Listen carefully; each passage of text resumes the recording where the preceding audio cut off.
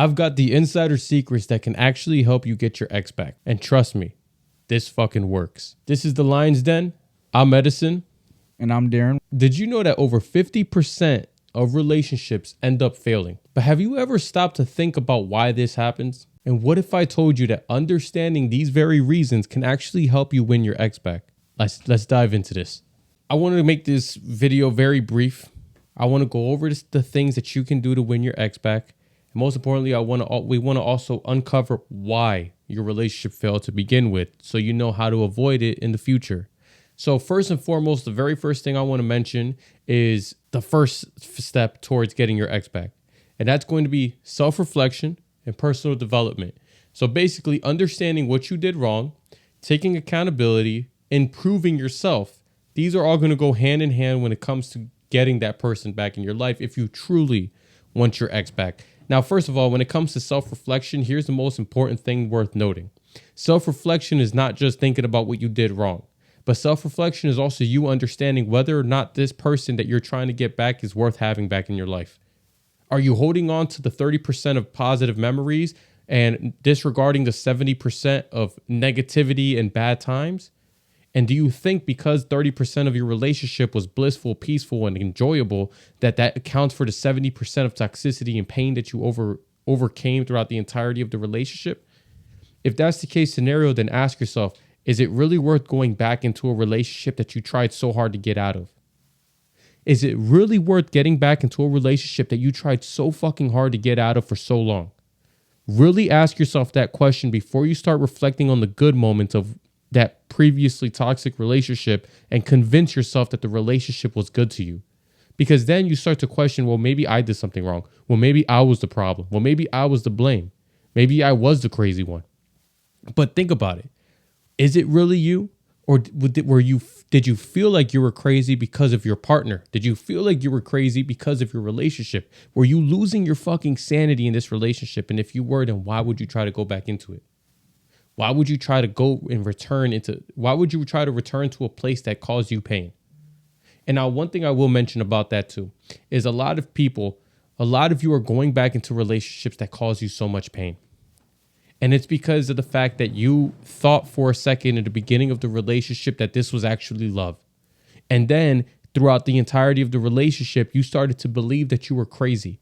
You started to believe that there was something wrong with you, that maybe you were too jealous. Maybe you overthink too much. Maybe your concept or maybe your thoughts is what's actually toxic in this relationship without ever actually questioning your partner and their intentions. So when this relationship fails, or when you actually escape to this relationship because you realize what it's doing to you, it's not going to take long before you end up starting to question, oh, well, what if things actually were different?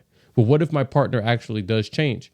And if you think that your partner is going to change, then you're unfortunately in for a rude awakening because your partner is not going to change. The only change that's going to come is when you leave this relationship and you actually begin to find peace within yourself. That's the only change that you should look forward to. You shouldn't look forward to somebody else changing for you because unfortunately, you're going to be waiting a long ass time before that change actually comes. I want to just emphasize a little bit on the importance is if you're trying to get back with your ex or anyone that you were in a relationship with, I guess that's an ex in general, is how important self-reflection and personal development is. I know you touched upon a little bit about it, but more oftentimes, we keep crawling back to our ex.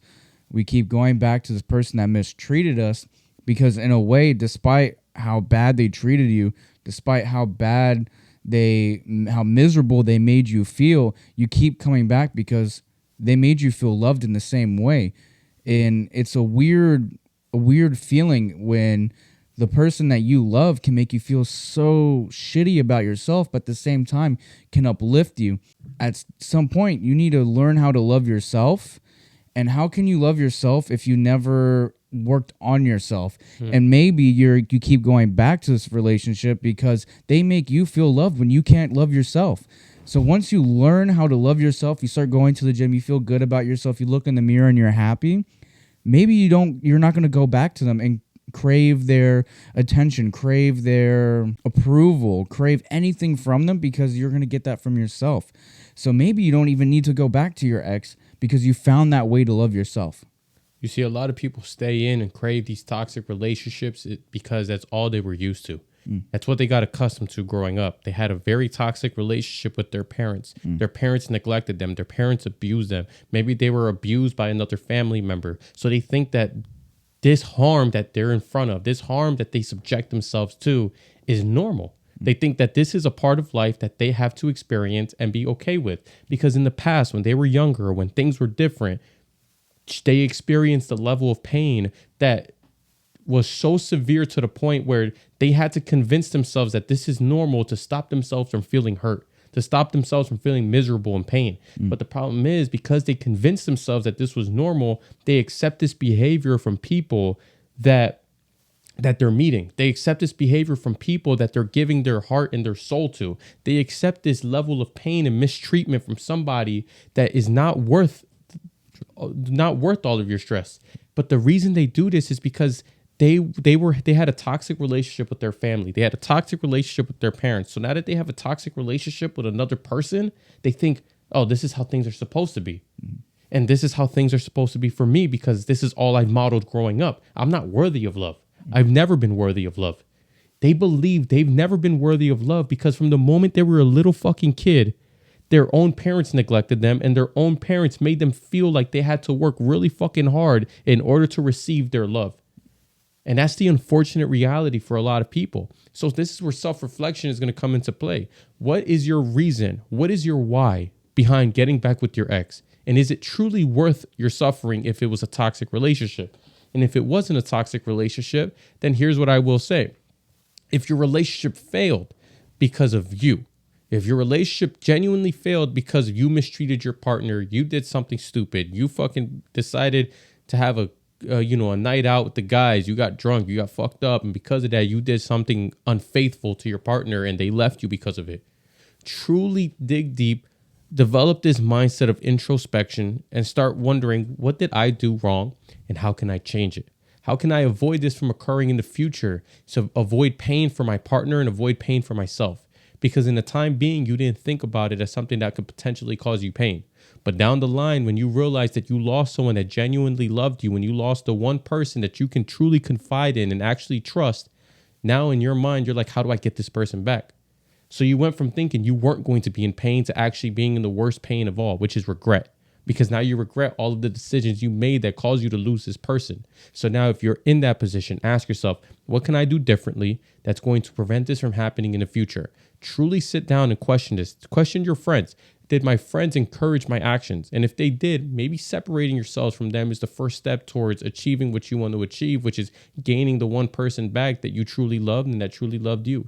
And I'm not going to say it's going to be easy, because if you genuinely hurt that person, it's going to take a lot for them to trust you again. And you have to understand that, and you have to be okay with that, unfortunately, because you were the one that inflicted that pain. You would not trust somebody who inflicted pain on you. So why would you expect somebody to trust you when you've done the same thing to them? So you have to truly show them why you're worth it. And you have to truly dig deep and say, this is not the person I am. This is not the person I want to become. Who do I want to be? And how can I become the person that is truly worthy of my ex-partner's attention and love? Because they did not deserve the pain that you put them through. So how can you change it in the future to give them the life and the love and level of affection that they genuinely deserved? Ask yourself that question. And if you happen to be one of those guys that you betrayed your girl, you cheated on her, whatever way you lied to her, you have to understand, once she's been betrayed, she's gonna be hurt. She's gonna want to take you back, but it's gonna be the thoughts of her getting hurt again after being so open and vulnerable to you. It's gonna scare the living shit out of her. And as bad as you want to bring her back, and you tell her you'll change.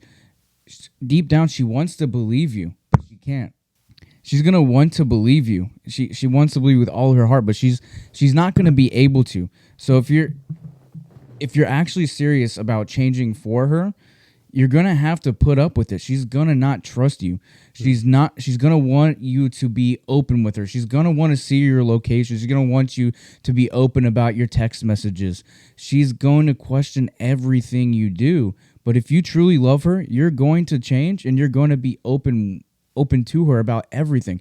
Don't make it a problem or else she's going to actually be gone. But if you don't really care, don't even try to get her back, because the worst thing you're going to do is actually sever that bridge and she's going to be gone forever. What advice would you give to somebody who wants to do the right things for their ex and wants to rekindle that bond, but they struggle with accountability? I think if you struggle with accountability, you need to just think about it a little bit and try to put yourself in their shoes. If you betrayed your partner and you don't see it as a big deal, I want you to think about, what if she did the same exact thing that you did to her? How would that make you feel? And if you would get mad thinking about her talking to another guy or her doing anything with another dude, but yet you did the same exact thing and feel no guilt, that's where the problem lies. Because is she crazy for getting upset when you cheat on her and you don't see it as a problem? But if she were to do the same exact thing to you, all hell would break. all hell would break loose. You don't fuck with that. It's the same thing. So you have to understand, if you get back with her after you've betrayed her, she's going to bring up the problems. It's going to come up in conversations over and over and over again. You better be ready to talk about it. You have to talk about it. You have to give her reassurance. Women crave reassurance. They crave attention. If you really love her, you're going to put up with it. It's going to be annoying. Constantly having to give her this reassurance. You don't want to talk about it. You feel ashamed. You feel guilty. You don't want to talk about it. You have to talk about it. She needs the closure. She's going to want to make sure her feelings are known and that you're going to be there and go through it. You have to be an open book and give her that reassurance that you're going to move forward. And once you can actually give her and build that trust up, it's going to take a while. It may even take years to build that trust up again. But once you do, you're going to be so thankful that you did. So, fantastic point. And to develop a level of self-reflection and to really put yourself in an introspective state, I want you to practice or try asking yourself these 3 important questions when it comes to your past relationship. What future do I want to build with this person? 2, does this person fulfill all of my needs? 3, what are my needs? Okay, so the reason the last 2 questions are the most important is because of the simple fact that if you don't know what your own needs are, how can you expect somebody else to? And if this person fulfills all of your needs, you at least have peace of mind and confidence in knowing that you and your partner were at least compatible. Compatibility is key for a sustainable and lasting relationship. Don't just try to go back to this relationship because the intimacy was there and the sex was great and this, that, and the third. Because any relationship you get into is going to feel that way from the get-go. But ask yourself, how compatible was I with my partner? How much of my needs were they capable of fulfilling from the beginning? And why did I let this go? Right? But then on the same aspect, ask yourself what your needs are too. Because if you get clear on what your own needs are, you know what needs are not getting met. And most importantly, you get clear on yourself. Because not knowing what your needs are, unfortunately, is what's going to lead to you cheating as well. Because a lot of people, so here's a funny scenario that plays into a lot of relationships. You start dating somebody. It's the most beautiful scene ever. You get to know this person for who they truly are.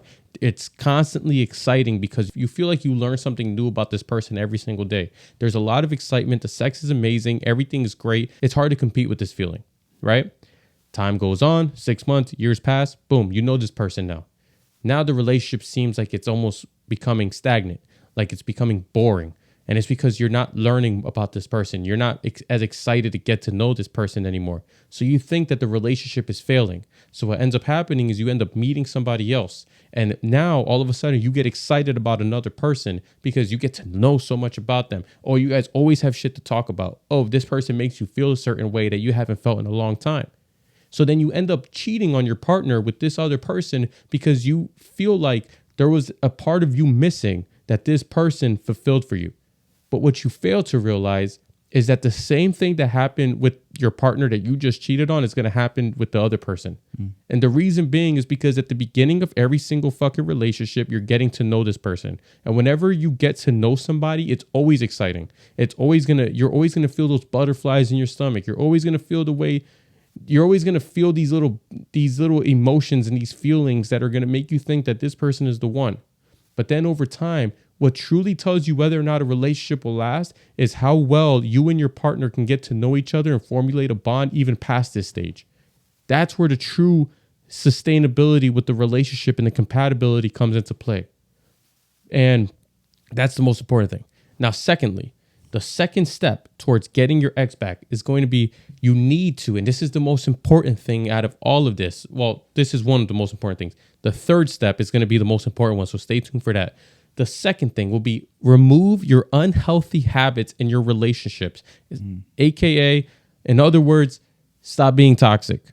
That's one of the bad habits that a lot of people, hold on to themselves. And there's a lot of ways that you can be toxic and you can be unhealthy in your relationship. You can be jealous. You can be envious. You can blame your partner for everything. You can even be overly clingy and not understand why your partner is not accepting your level of clinginess. And this goes for both men and women.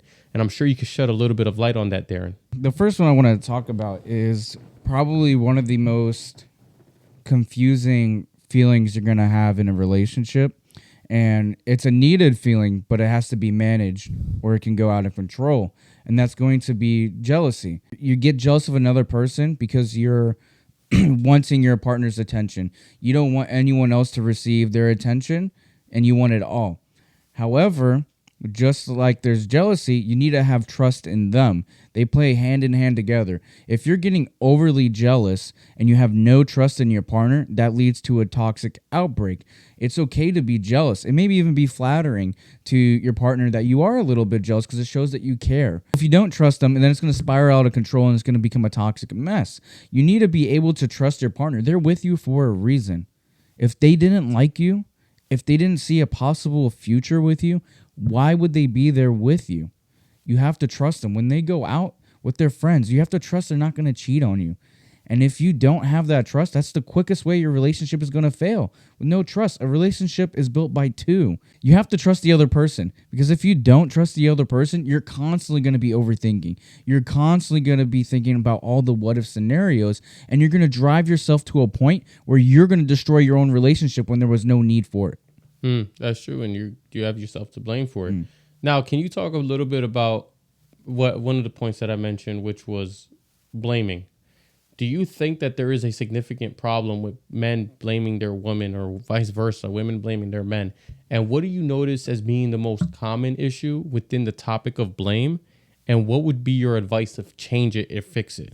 I think blame comes from one root cause, and that's going to be a lack of communication skills. Whenever you're blaming a partner, you just don't know how to properly say something. There's an issue at hand, and instead of communicating the way that you feel and how it makes you feel, you use the term "you always," or you did this to me. You never do this, and that breeds defensiveness. I don't always do that, and then it becomes an argument. Now, for example, let's say you're in a relationship. You come home from work. You've been working a long shift. You're tired. You're exhausted. You come home. You're expecting maybe some little chores were picked up. And then you look at your significant other. You see her sitting on a couch watching Netflix. And you look around. The house is a mess. Dishes are packed up. And there's no food. As funny as that sounds, then you go to her. You never clean. You never make food. And then she might be going through something. She might be needing a mental health day, needs something. And because you said you never, she's going to instantly retaliate and be like, well, no, I do it. You never do this, though. And then it's a constant back and forth. Now, if you would have went up to her instead of being like, hey, you never clean. Why isn't there not food ready for me? And if you would have opened it like, hey, babe, I hope everything is okay. I noticed the dishes were piling up. Are you okay? I feel like I just worked a long shift. I wanted to come home to a clean house. Is everything all right? I'm a little bit upset by it. Or you can even ask, how can I help? There's nothing worse that can hurt your relationship and cause it to fail than blaming. Blaming your partner for the reason why you did what you did, blaming your partner for the reason why your relationship is not working out, why it's unhealthy, things this, that, and the third, but never actually taking a moment to reflect back and figure out how you might have contributed to it is what's hurting your relationship. Your lack of accountability and failure to want to be accountable is what's causing your relationship to fail ultimately. But the thing is, a lot of people are staying in relationships with others that would, at any given chance, blame their partner for the reason why they did something stupid. You would catch your partner cheating, and their initial response is, oh, I only cheated because I thought you were cheating on me. Or, oh, the only reason I cheated on you is because you don't make me feel loved anymore, because you make me feel this, that, and the third. But it's all bullshit. All they want to do is they want to cover up their own mistakes and their own actions by blaming you for something else. So that way it justifies the fact that they were unloyal to you. And that way it justifies the fact that they did some stupid shit or they made some bad mistakes that they shouldn't have made. But as opposed to being accountable and saying, you know what, I fucked up, they're going to say, oh, the only reason I did that is because of you. Oh, the only reason I cheated is because I thought you were. Or because you treat me like shit, whatever the case may be. A lot of you are in relationships with people that will rather blame you for everything than take accountability for anything. And that's where the biggest problem comes into play. Is because a lot of people your partner blames you for almost everything that goes wrong in the relationship. And you sit there and you believe it and you think it's true. You think that you're crazy. You think that you overthink too much and you think that you're hard to love. And because of that, it's hard for you to escape this relationship. Or if you do escape this relationship, this is why you're watching this video, to try to get them back. But you don't realize that this is the person that you don't need in your life. This is the last person that you want to bring back into your life. Because somebody that makes you feel like you're crazy and somebody that makes you feel like you're the problem should not be anywhere near you, should not have any type of control or say in terms of how you think, how you feel, and how you act. You need to learn to remove the unhealthy habits that you have within yourself. So even if your partner was the toxic one of your unhealthy habits will be the fact that you accept it. One of your unhealthy habits is the fact that you think it's normal. And it's going to take a lot of self-love and introspection to actually learn these things and be able to overcome them and move forward from them. But if you don't take the time necessary to actually figure out what went wrong in a relationship and actually figure out what the problem was without blaming the other person, then it's very hard, if not impossible, for you to think about the outcome and think about a way to move forward and change the overall landscape of your relationship so that way it works out in the future. And then we go into jealousy. So a lot of people, they brag about the fact that they're jealous in relationships. They're like, oh, yeah, I'm the jealous type. Oh, this, that, and the third. It's not worth bragging about. If your partner can't do anything without you questioning their intentions and without you questioning their whereabouts or why they're doing what they're doing, it's going to be very easy for your partner to get tired of you eventually and say, you know what, this is not working out. I think we should part ways.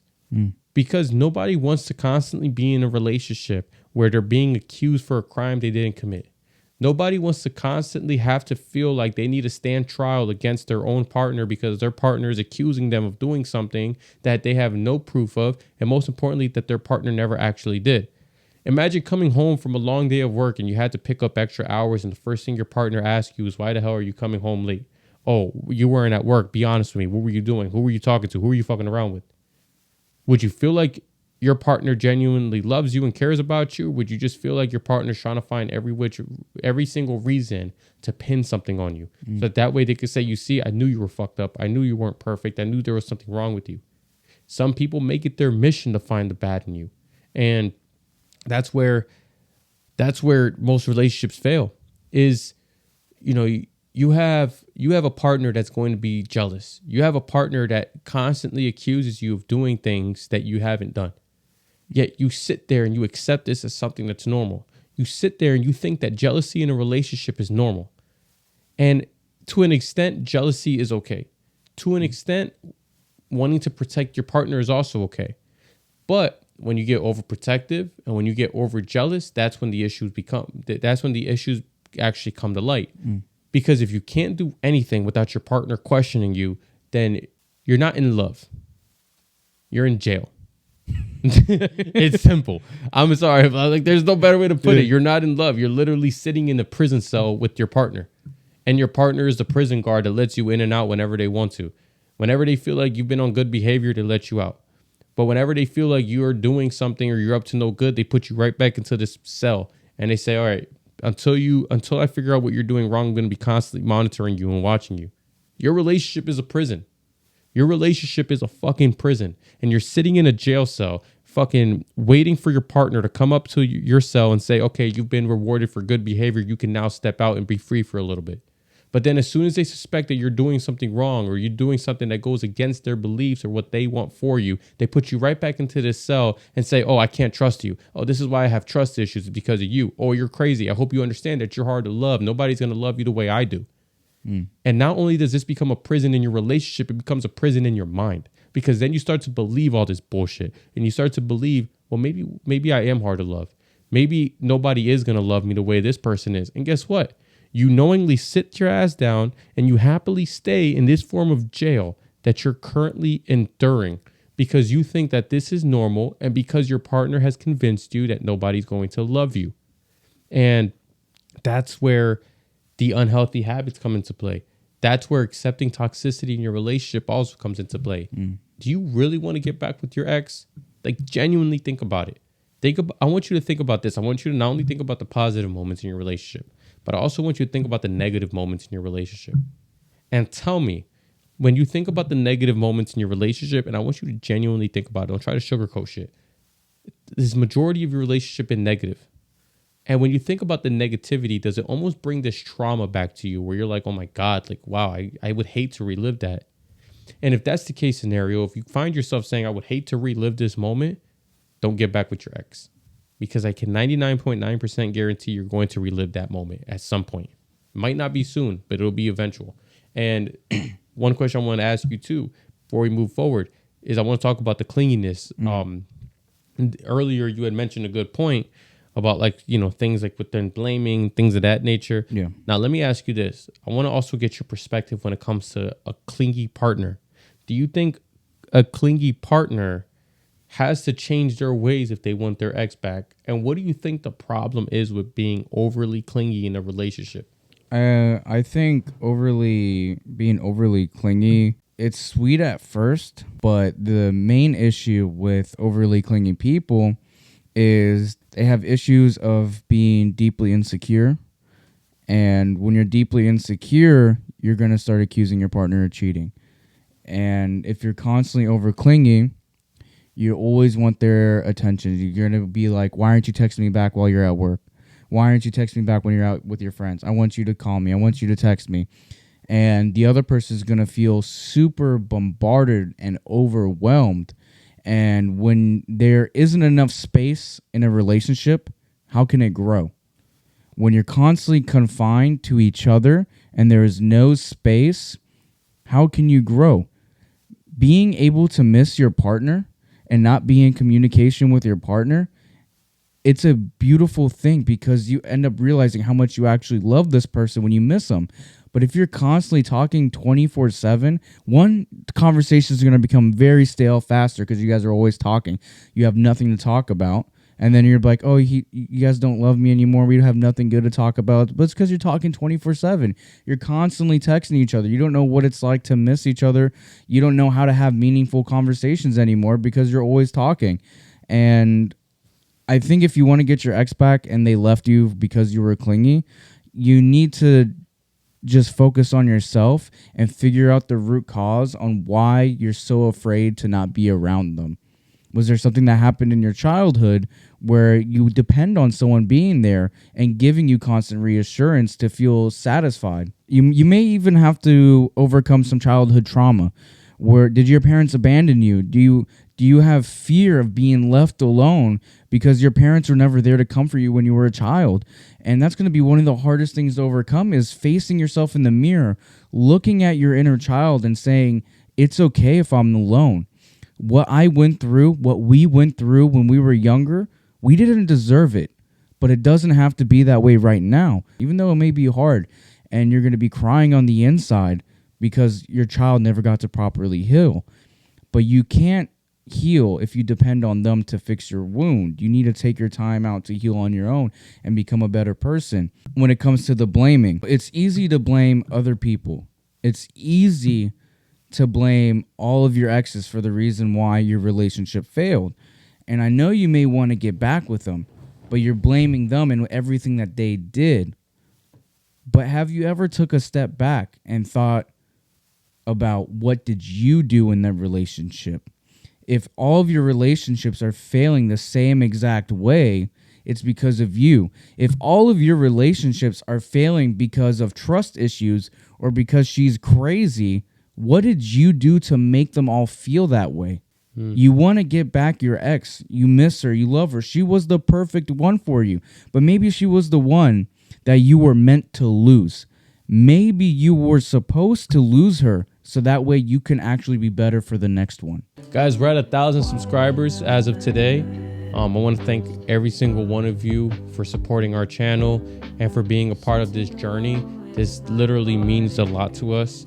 And we went from 300 subscribers to 1,000. It doesn't sound like much to others, but to us, it's everything. It's a lot. You know, it's a lot of people. To us, you guys are what helps us continue to make content, continue to do what we do, because we want to continue to provide value to you guys. And you know, there's no better feeling than when you guys comment or reach out to us and tell us how much we've changed you and how much, you know, our content has helped save you.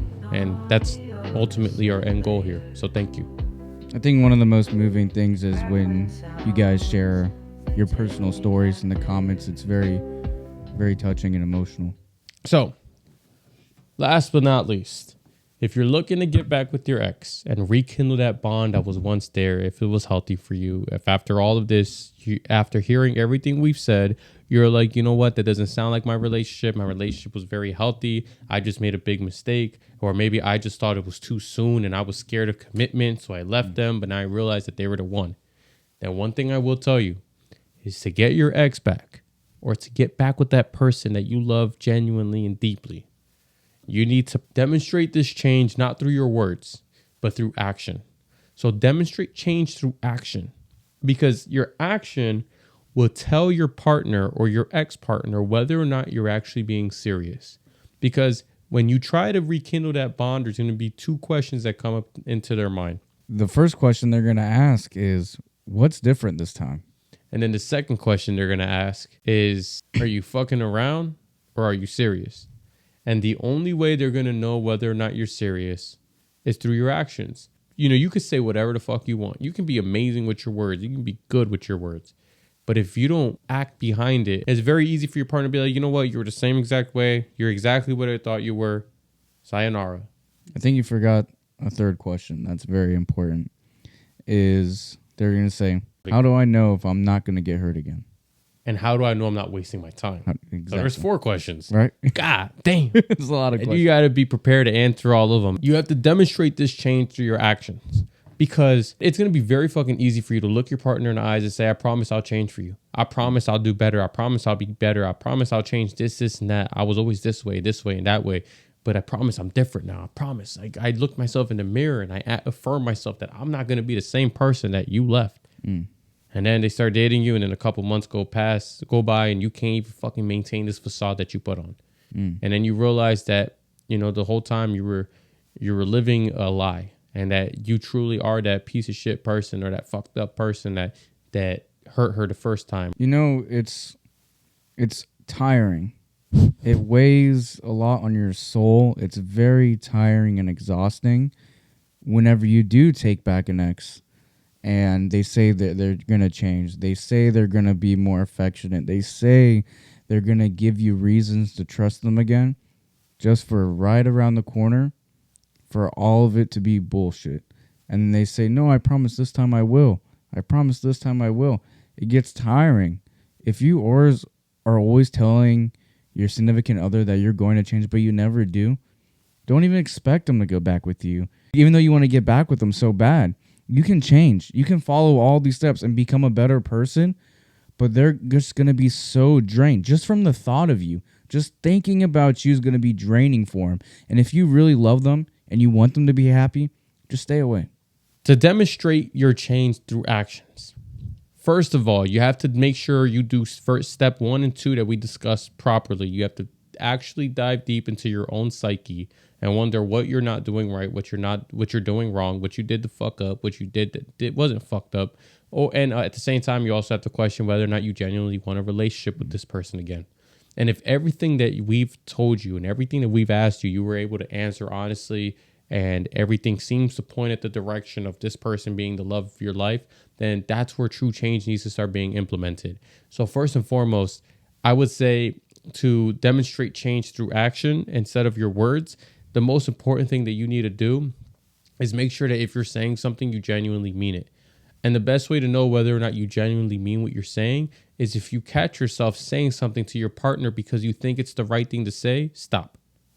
Stop thinking of things that are the right thing to say, or stop trying to come up with the right things to say to get them to actually want you back.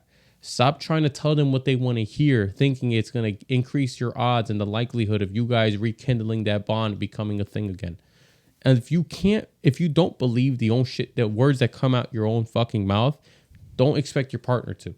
Most importantly, if you know that you're only saying something because you're like, well, maybe if I say this or maybe if I do this, we can get back together, it's not worth it. It's not worth your time, but most importantly, it's not worth their fucking time. If you can't actually commit to change, to become better, and you can't showcase it through your actions, then it's not worth discussion. Because the thing is, a lot of people are going to get into a relationship with somebody who promises the world, promises everything. They promise a better life. They promise that they're going to change. They promise that they'll never hurt them again. And they're like, okay, you know what? Let me give this person a second chance. Let me give this person an opportunity to right their wrongs. And then it doesn't take much time before your partner realizes that you were never any different. The only difference was that you got better with your words. And because you got better with your words, you were able to rekindle that bond and get them to come back with you. But the thing is, it's like, think about it like this. How many of you genuinely and honestly, how many of you can say that you've been in a relationship with somebody and you thought that this person was amazing? You thought that this person was genuine. You thought that this person was loving. And then over time, you start to question, what did I find in this person that made me actually want to be with them? Why the fuck am I in this relationship? Or how did I find myself in this position? But you don't realize that what put you in that position was the words. They captivated you with their words and then stuck you with them with the hope that they will one day fulfill their promises. But then that day never comes because they never act on what they said. They just fucking continue to talk and talk and talk. They sell a dream. Yeah. I think the saying that actions do speak a lot louder than words is very true. And if you find yourself always talking but never providing actions, you just need to be able to take that step to take the action. If you say you're going to change, just change. If you say you're going to be more affectionate and start buying flowers, just do it. I was thinking, I was thinking while you were talking earlier, and one of the saddest things, right? And my heart goes out to anyone that has experienced this, because you really, when you love someone, you want to hear them out. You want to believe what they're saying. You have hope for them because you love them. Why would you want it to fail? You want it to succeed. You want to believe them.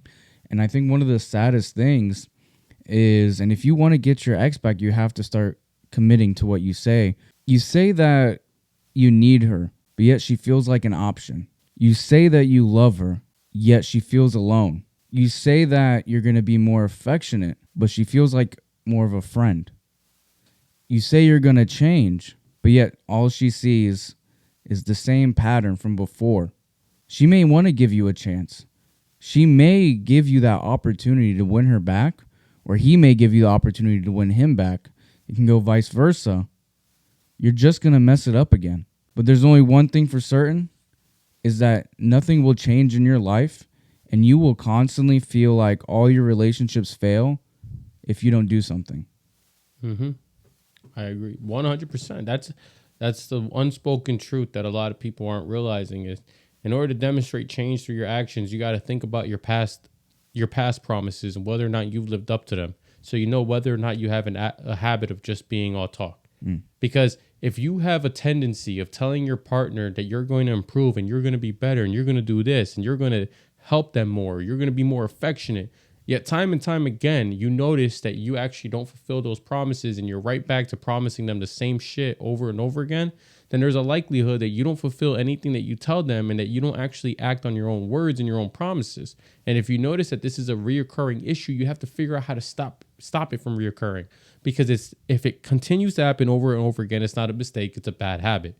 And if things continue to happen where they're habitual for you, then there's a likelihood that it's going to be very hard, if not impossible, for you to actually act on the things that you promised. You promised your girl, you promised her that you were going to be there for her. You promised her that you were going to, like Darren said, you promised her you were going to be more affectionate. You promised her that she was going to get the attention that she wanted and she was going to feel like she was important. And after you were finishing promising her everything that that you knew that she wanted, you turned around and you went ahead and you betrayed her in the worst way possible by hurting her, by doing the exact opposite of what you told her you would do. And she held you to a very high standard, told everybody how good of a person you were, told everybody that you were the one, just for you to show her that she was an idiot for even believing in you, that she was an idiot for even trusting in you. And is that what you want to be known for? I think there's this saying that I believe in, and at first I thought I was really skeptical of it. And it's a saying in terms of a relationships, if he wanted to, he would. Right? So if you're in a relationship and if you wanted to make time, you would find time for her. If you wanted to make her feel loved, you'll do anything to make her actually feel like the only girl in the world or the prettiest girl in the world, right? If you wanted her to feel beautiful, you would never stop complimenting her. So the first step is going to be self-reflection and personal development. Reflect on what you could have done differently, reflect on what you didn't do right, and learn to change it. But most importantly, ask yourself, do I genuinely want this person back in my life? Or am I only holding on to the little bit of positive moments that existed at one point within the relationship? And then then personal development is key. Self-improvement, in other words. Learn who you truly are. Figure out what mistakes you commonly make. Even changing your perspective can change many things in your relationship. Understand what you did wrong and take accountability. Second point is going to be to remove your unhealthy habits in your relationships. Your toxicity, in other words. Stop being, learning how to not be a toxic partner. Learning how to remove those unhealthy habits that you have within your relationships, such as jealousy, envy, blaming, being overly clingy, and not understanding your partner is the quickest way for them to feel alone in the relationship. But most importantly, it's the quickest way for them to mentally check out of your relationship. Thirdly and lastly would be demonstrate your change through actions, not just words. If you catch yourself telling yourself that if you maybe saying this term or maybe doing this will increase your chances of getting your ex back, then there's a likelihood that you're all talk. But if you can actually think about it and say, you know what, I'm going to implement this change. This is going to become me. This is who I am now. I'm going to become a better person, a better man every single day, not just for my partner, but for myself. Just in case shit doesn't work out with my ex, at least the next person that I get to meet and encounter in my life will have this new version of me. Then there's a higher likelihood that you're going to be more about action than talk, because you're planning on implementing change, but not just for one person, but for not only yourself and for other people in the future. A big problem with a lot of people today is they don't hold themselves to the same standard that they hold others. You want so much from your partner. You want your partner to be this, and this, that, and the third. Yet you yourself don't hold yourself to the same standards that you'll hold somebody else. You want your partner to be capable of this. You want your partner to make this much money every single year. You want your partner to bring this to the table. But what the fuck do you bring to the table? What do you bring to the table that makes you worthy of being with somebody like this? Because if you hold somebody to a very high standard, you better sure as hell hold yourself to the same standard. You're not going to be down here and have a partner up here. It's just not going to happen. If you follow these steps to the T. You're going to either get her back or get him back, or you're going to be happier than you ever were. There's 100% success rate. The worst possible outcome from taking this advice here today is that you become a better person, a better version of yourself, and you don't get your ex back. It's the worst possible outcome. But is it really that fucking bad if you improve and become better? Because who's to say your ex is the best person you'll find? If you guys gained any value from today's video, we just ask that you subscribe and share this with somebody who can benefit from it as well. But also, if you're up for it and if you're open to it and you're prepared, send this to your partner. Send this to your partner if you think it can help your relationship in general. You never know. This could be the best way that you guys communicate without communicating. Is you guys watch a video of, two random guys that can perfectly describe what you guys are going through, but also can provide very sound advice to help you through what you're going through. We can give you the blueprint, but you still have to lay the foundation and build from it. If you made it this far, one last thing, comment down below, why do you want to have your ex back? Thanks. Thank you for tuning in, and stay tuned to the next episode.